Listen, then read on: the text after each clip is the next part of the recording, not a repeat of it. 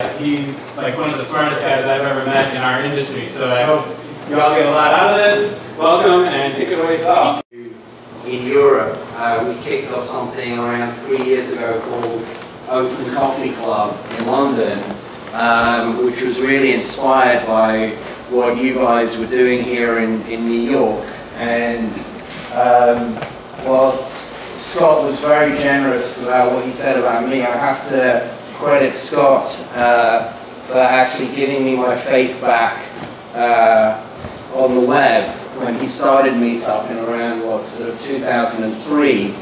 And, you know, probably a lot of you will remember that sort of the 2001 to 2004 period was very, very lean and barren on the web. And when I saw Meetup launched, you know, I thought, wow, this is like something that could only exist with the web. And, you know, it's amazing to see what Meetup has become and the groups that it's formed. So SeedCamp is basically, if people are familiar with Y Combinator, we were somewhat inspired by the Y Combinator model. We have a slightly different issue in Europe in that you know, the US has 50 states, we have 50 countries, each of which has a different language, many of which have different currencies, all of which have different cultures. We have, you know, great technical talents. And if you think it's hard to start up a company in the US, in the Valley, less so in New York, less so now, but in Europe, it's really, really tough. Tag-based classification and search engine. What we do is that we guide the tagging process for content. This is the previous tab was for our classified site, which is what we're currently concentrating on. So what we do is we analyze the content that goes into our system, and we guide the tagging process. All amount of text that he's put in here, the system has then analyzed that text and come up with some very relevant tags. Poland, but we are now located in London. But the story of Codility begins in Beijing. Our software engineer is a small startup that suddenly had to employ many software engineers. So what you normally do in such a situation, you put up an ad, and what happens is that a crowd shows up in your office, and now you have to sort out with whom you want to work. You can follow my recommendation. You really plan the trip the way you want. It's your holiday. Real time, you get new recommendation. Now it's Granada after Cordoba. So you build your itinerary, then you start thinking about hotel, restaurant, things to see, to do. So we'll make some recommendation. You can follow them, or you can just search for something. A friend tells you about a great place. Don't put it in an Excel spreadsheet or calendar. You add it on Kukunu. We're from Praga, and this is Philippe, also CEO of Praga. And so we're working on a solution to deal with email overload. And the idea is that you have a view of your email, your existing email client. You have an additional view that enables you to see what matters most in those emails.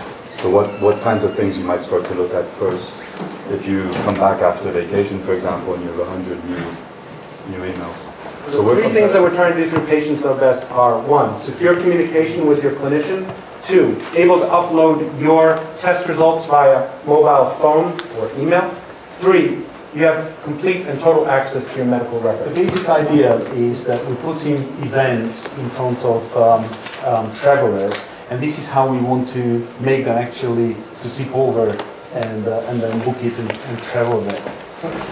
We are in the area of gaming, especially Facebook gaming. As you know, it's a very strong and growing market at the moment. And there are just a couple of really successful developers at the moment on Facebook, but we think there is a lot more potential in Facebook gaming and a lot more developers who want to go onto Facebook. So it's like from the indie game developers, just a couple of guys, up to big companies who are having the IPs like Cartoon Network and Disney, who haven't really got their games on Facebook yet. When you've uploaded your data in Wondergraphs, and in this example, we're using sales data from a computer store, and if you would like, let's go into a new graph. So say you'd like to know what your total sales are for the period that covers this data. You just drag and drop a formula onto your measurement zone. You drag the sales variable, and automatically you get this simple graph. So just a final word to say thanks to Scott and Dawn for hosting this evening, and all of you guys for showing up. This is the first time SeedCamp's been in New York. All of these guys are going out to the Valley tomorrow afternoon, and we did the Valley last year, but what's become really apparent is that New York is an unbelievable startup community. I think my old friend John Borthwick was telling me today that of Ron Conway's 30-odd investments last year, 60% were on the East Coast, which is pretty phenomenal given that those guys wouldn't invest outside of the Valley 12 months ago. So there's something pretty amazing happening in New York, and it's really great for us to be here. And this meetup has been central to what's gone on here. So it's a real pleasure for us to be here, and we're going to hopefully come back again next year. And thanks very much for being here. Hello Hermione, hello Techflufff, how are you all doing? So, we're here in New York, and Meetup have organised for us a New York Tech Meetup in their offices. It's very cool, we'll have a look around. Hello sir. And so we've had 70 members of the New York Tech community come here for a special meetup, and they've been hearing some of Europe's finest web tech companies, some of the ones SeedCamp has invested in, present. They've been giving little demos, showing them what they're all about, and getting some pretty grilling questions. Okay, so let's ask some people what they thought. Hold on a second. Hey guys, how did you find the New York Tech Meetup? Awesome. Yeah, very exciting. It's a great turnout. Really impressive. People came along to see all the European startups. It was great to see that Europe is doing very much the kind of things that we're doing. It's it seems like also a very vibrant community that you guys are, have people who want to start new things and use technology in new and innovative ways, and yeah, it's all good. It's great to see our European comrades doing similar stuff. In New York, how would you compare the New York tech scene to that in London and, of course, Paris? I mean, for us, we've been actually here a week, so we came a few days earlier than the rest, I think, of the SeedCamp winners. I mean, we've just been seeing 5 or 6 different companies every day, and it's very, very vibrant. In attitudes and the differences in styles of tech startups here in New York compared to London. Well, I'm a New Yorker, and people are just really straightforward here, and so they just say it like it is, and it's not, Europe's catching up to that. So we need to be more like that in Europe.